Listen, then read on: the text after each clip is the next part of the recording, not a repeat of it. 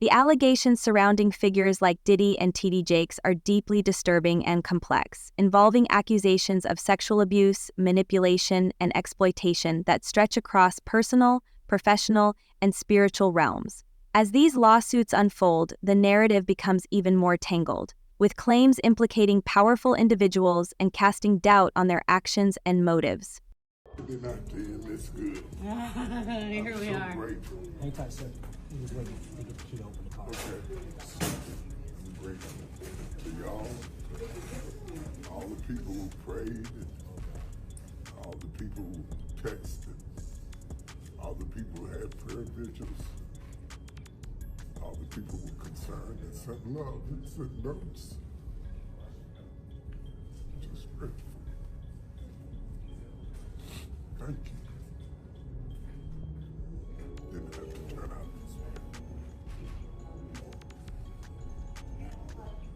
Just grateful. Not afraid to die. Don't want to hurt my kids.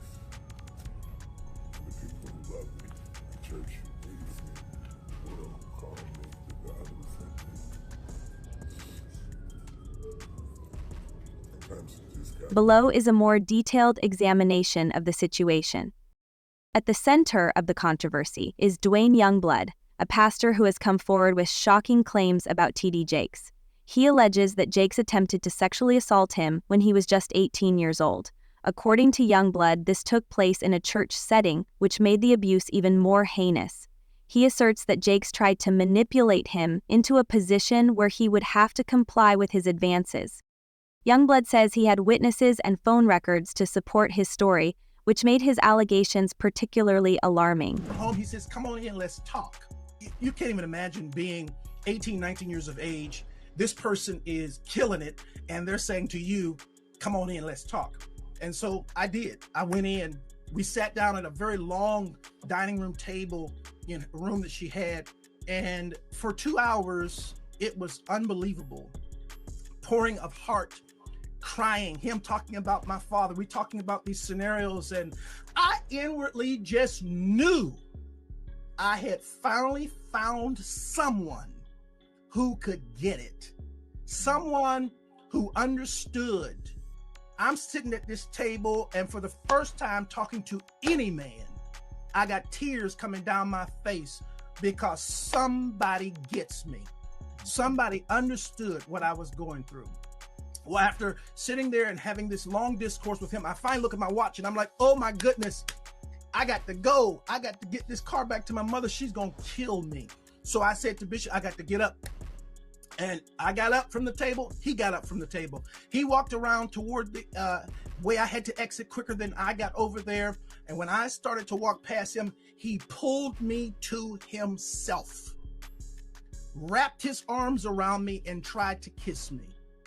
And in that moment, I literally died. I could not. I tell you, to this day, I can't remember how I got out of that place. But I remember driving home with all kinds of crazy thoughts and what in the world am I going to do now? And I finally get home, get in the house, get in the bed. I'm going to try to go to sleep. And I get to sleep and get up in the morning. And in the morning, I step into our bathroom and my home phone rings. My mother answers the phone and she says to me, Wayne, it's Elder Jakes. And I get on that phone. And when I get on that telephone, I can hear water. He is sitting in a bathtub. And in that thing, he says to me, without any hesitation, there's 3 things I need you to do.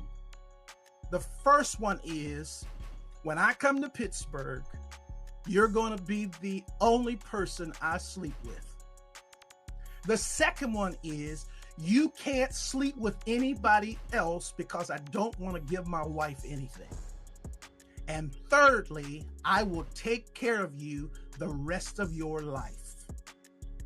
I can't to this day remember how I got off that phone, but I do know I made a decision that I wasn't going to the service that night. And eventually I told my mother, I'm not going to go to the service tonight. She says, no, no, no. You know, we got a rule in this house. If we go, you go. I never told her what he had done. I went to church, and the most humiliating thing imaginable happened that night at church. Bishop Jakes, getting up to preach, speaks into that microphone. I'm going to ask young minister Youngblood to read for me. And after all of that drama of the last 24 hours, I had to read before he preached. The emotional toll of this alleged encounter was profound, and Youngblood later shared his experiences, including how Jakes allegedly tried to control him with promises of financial support, saying he would take care of him for life. The manipulation and intimidation involved in the incident are truly heartbreaking. This allegation against Jakes is part of a broader pattern of claims that have connected him to Diddy, further complicating the situation. Diddy, a well-known music World-renowned Dallas pastor T.D. Jakes is named in a federal lawsuit against musician Sean Diddy Combs. It's filed by a producer that worked with Combs. It discusses how the singer planned to leverage his relationship with the bishop to soften the impact on his public image of Casey Ventura's lawsuit. Ventura is a former girlfriend of Combs who filed her own lawsuit in November alleging abuse, violence, and sex trafficking. Meanwhile, Combs' lawyer is criticizing the raids at two of the hip-hop mogul's homes in a federal sex trafficking investigation. He called them an unprecedented ambush. It comes as we're getting a new look inside Combs' L.A. house after the search by federal agents. Carter Evans has details about what the feds have uncovered so far. Guns, cell phones, and other electronics are among the items taken from the homes of music mogul Sean Diddy Combs, according to a source familiar with the search warrant performed by federal agents at his properties in Los Angeles and Miami.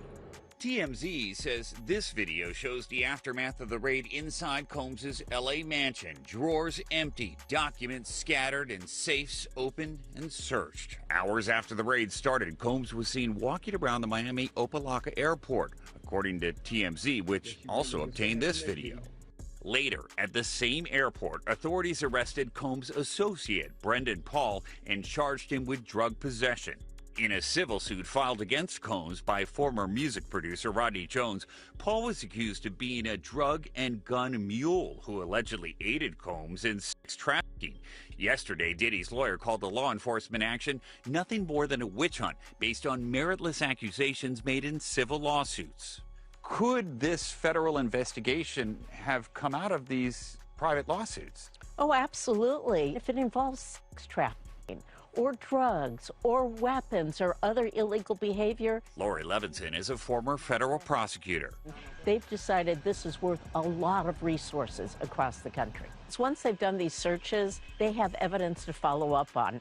And if they've got it, they'll move on it. We still here, you're rocking with the best. Even though Combs has not been publicly named as a target of the investigation, he says he's now prepared to fight to clear his name. mogul has been accused of using his influence to control and exploit individuals, including in his notorious parties. These events, often referred to as all-white parties, are alleged to have been gatherings where drug use, promiscuity, and coercion were rampant. According to witnesses, Diddy used these parties as a way to trap people in compromising situations. The claim suggests that Diddy would film these activities. People know how certain people act after one drink, 2 drinks. And if those girls was drinking out those bottles that he said Diddy laced, and he could show on camera, and he could show that some people had passed out or some people were acting a certain way after they had those drinks,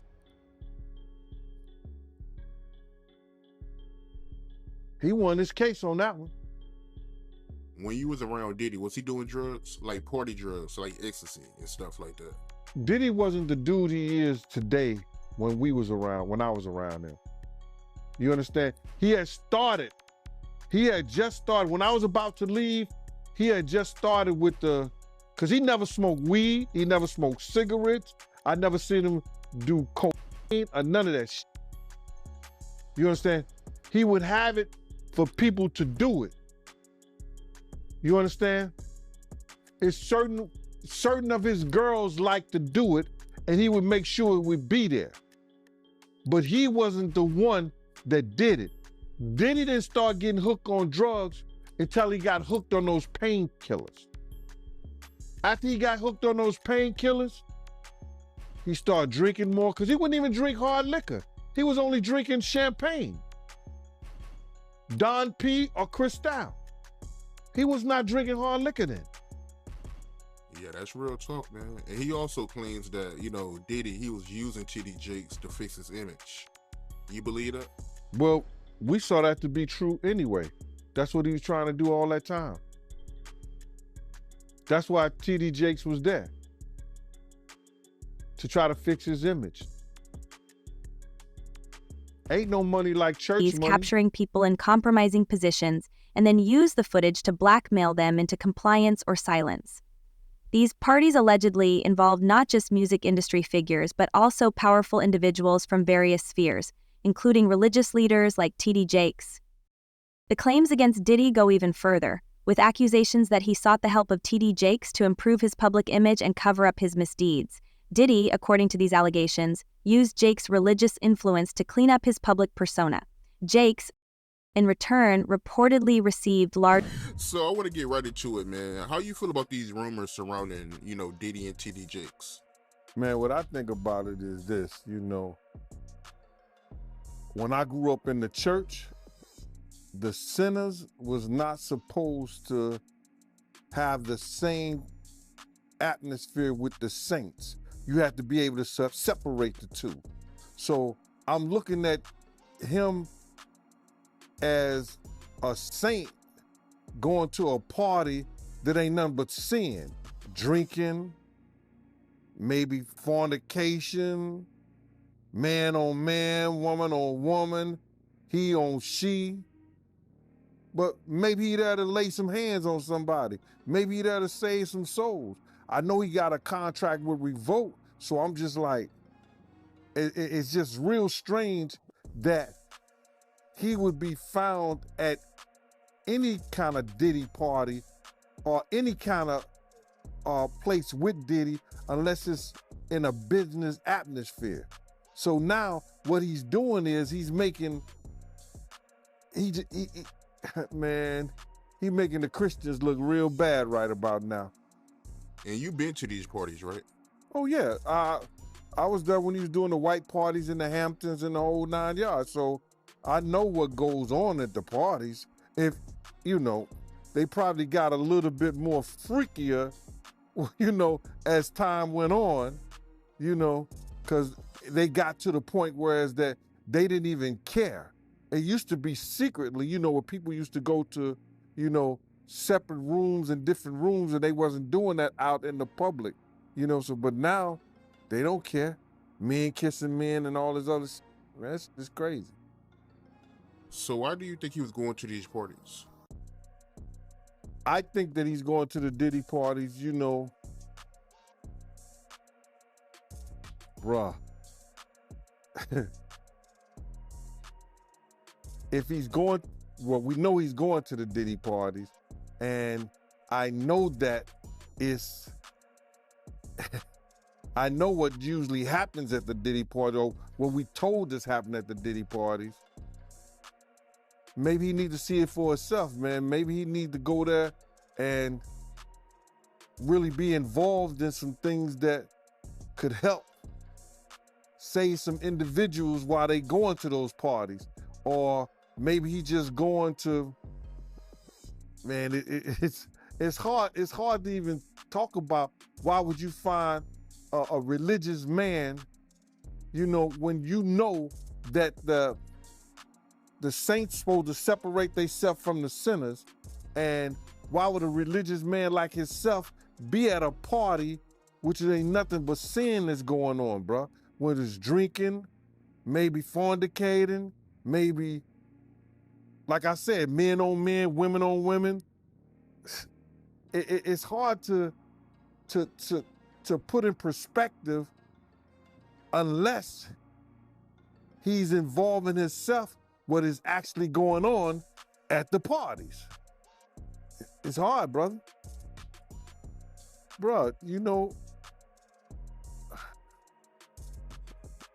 you can't, I really don't know why, as a spiritual advisor to him, that they buddy while he got a party with him like that and be at his parties. It's got to be, maybe it's something more that meets the eye. Financial donations from Diddy. These donations, many claim, were made to T.D. Jakes' megachurch, the Potter's House, which is one of the largest churches in the country. In exchange for these donations, it's alleged that Jakes helped Diddy to repair his image, using his influence to elevate Diddy's status in the public eye.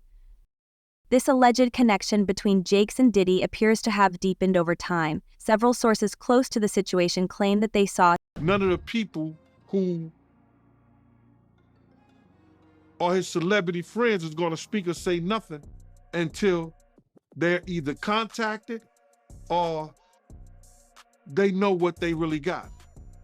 So you feel like they might be worried that they might be on tape at one of Diddy parties doing something they wasn't supposed to be doing? I think that the celebrities that may be worried is because what Lil Rob said. Lil Rob said in his affidavit that Diddy had every room taped and bugged. Diddy had, yo, bro, can you imagine?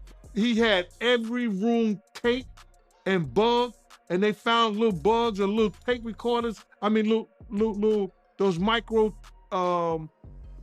projectors or whatever like that, or video cameras. They found them in the house, bro. So by them having those things in the house, and people know there's drugs, there's alcohol, there's loose women, there's loose men, woman on woman, man on man, all kind of crazy shit. Bruh, they just wondering who or when they're gonna let this stuff be known. If it's on videotape. T.D. Jakes at Diddy's infamous parties, even when they knew the activities happening at these events were morally and legally questionable. The fact that a religious figure like Jakes would be seen at such a venue raised many eyebrows, especially considering the nature of these gatherings. These parties were reportedly filled with drugs, alcohol, and illicit behavior. Some individuals even claimed to have witnessed men and women engaging in sexual acts publicly, which stands. So why did you believe in these cases, and why didn't you believe in others that you were presented with? Well, the thing with a sexual abuser is they follow a pattern. They fall to type, and you become very clear on what that pattern is, particularly a serial sexual abuser. And these cases were all identical in the facts, identical in the story. It was beginning, middle, conclusion. They know each other? Boom. None of them knew each other. Did you have them meet? No. Did you have them coordinate stories? No, no. Do you think they had any contact with each other before they came to you? Absolutely not. And when you were talking to them, well, first, the ones that you didn't take, why not? Stories didn't make sense. Stories didn't fit the pattern. Stories were not credible. I mean, this is my 30th year as a lawyer. I've tried over 100 cases. I can assess whether somebody's story is credible. And if I don't believe it, I'm not going to put my name on a pleading, sign it, and file it in court. I'm not doing that. And that's what I did with the 60-plus cases that I rejected. And this is not really your area of expertise. If people look you up, celebrity lawsuits is not really where you make your bones. Why this? Well, I was involved in the Weinstein litigation. Right. I was involved in the Paducah litigation. I was involved in the Hayden litigation. Why did I do this? I do this because it's important. I think it's important for people to be heard, have their chance to get the power back. Because sexual abuse, sexual assault is about one thing: taking power, humiliating, demeaning a person and a victim. It has nothing to do with sex. And so I think it's important. I think it's important to get the word out. I think it's important for men to feel, hey, look, I can come out and be heard just like a woman could. And the defense that, look, they knew what they were getting into. These are regrets. They went there, they partied, and now they see a pocket. No, I don't think so. My client was... Were they gay men? One was bisexual, the other ones were not. And they were going there The client was bisexual, worked for Diddy. Diddy owed him money for doing errands for him and being his step and fetch, for lack of a better word. And I think it was a power move. It was a clear power move because this guy had the nerve to come to him and say, "You owe me money." And so Diddy said, "Come on to the Intercontinental Hotel." He gives him the drug, knocks him out, sodomizes him. And I won't use the term that my client used, but I will. He said he tried to turn me into his B word. And I think it was a clear power move on each and every occasion. I think the ones that took place in the Park Hyatt, that wasn't partying. My client met him at a nightclub in the city here with a music producer. He didn't think he was getting into that. The man who was in the Hamptons, he thought he was going to a white party. Who wouldn't want to go to a white party? I would have gone to a white party back in the day. I wouldn't go now, but they went there innocently, and this is what happened to them. In stark contrast to the image that someone like T.D. Jakes, a pastor and spiritual leader, would normally project. T.D. Jakes' presence at these parties has been described as puzzling, especially given his role as a pastor. Many have questioned why a religious leader would put himself in such situations, especially considering the teachings of the church, which typically emphasize separation from sin and immorality. The presence of Jakes at these gatherings. Anybody came out defending Diddy.